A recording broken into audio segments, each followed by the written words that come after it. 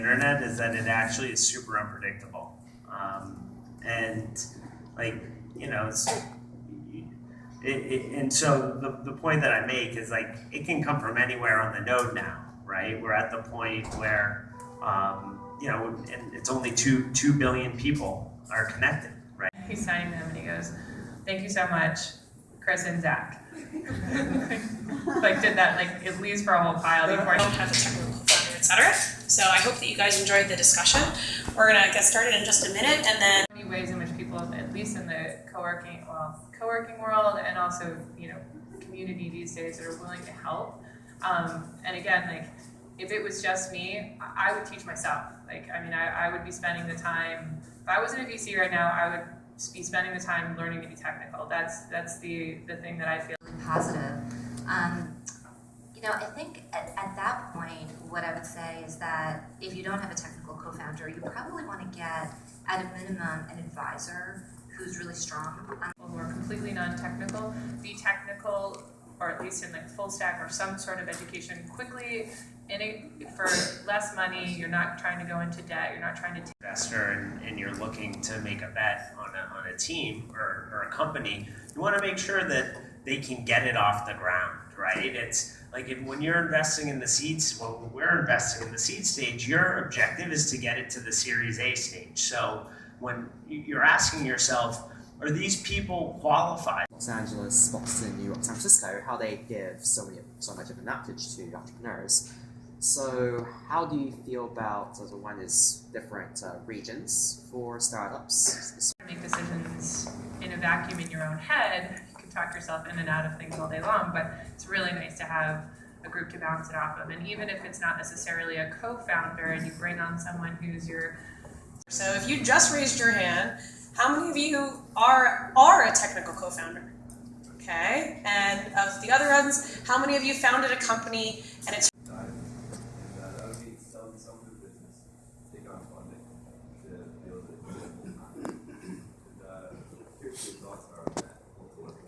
more than one founder, they bring diverse skill sets, they also have more access to funding, combined.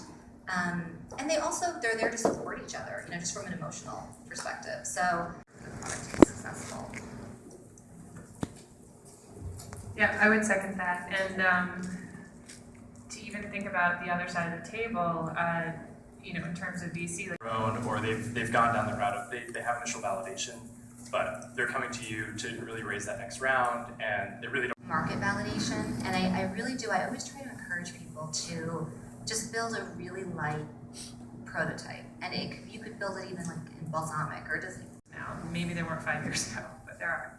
It's because I was raised by my single mother, and so I was given a strong heart and conscience. But like, I think a myth is that that this job, that it's easy, right?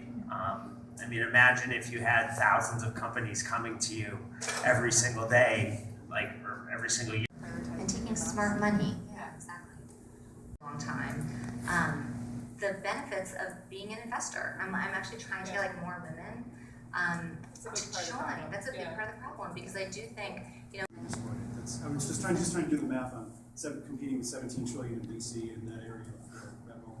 I would prevent you from starting a company, and definitely be upfront about it, because I have been in meetings where they refer to each other as like someone else, and like their names are the same, and you're like, are you married? Are you not married? Like, it's weird, so just say so. Where you need to build it, I'm immediately thinking of Paul Berry and the Huffington Post, and I was there early days, and we had a very small New York dev team. And he was this mastermind who could coordinate international development to either quit or have an opportunity to sell part of your business. Point of view, I think, because I'm a VC, and then on the other hand, I'm a husband to an amazing woman who happens to be an entrepreneur. They get advisor shares later after you've proven how much help they can be. Don't just give those away right away.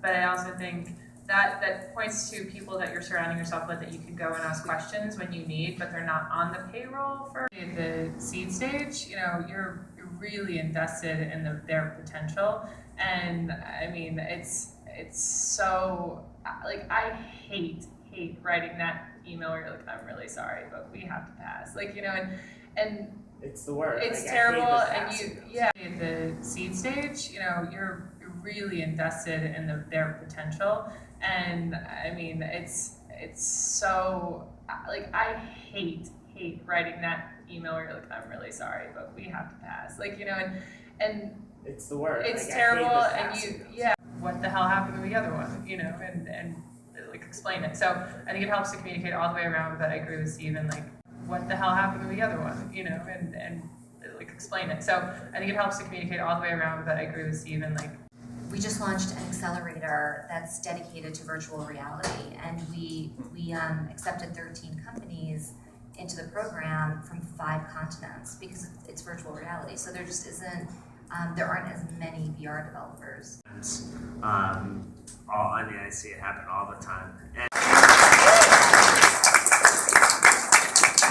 Thank you, Steve, Grant, and Kate for being on our panel. Thank you, Grant, for doing a great job moderating. They're going to be here for a little bit. There's more beer and stuff and snacks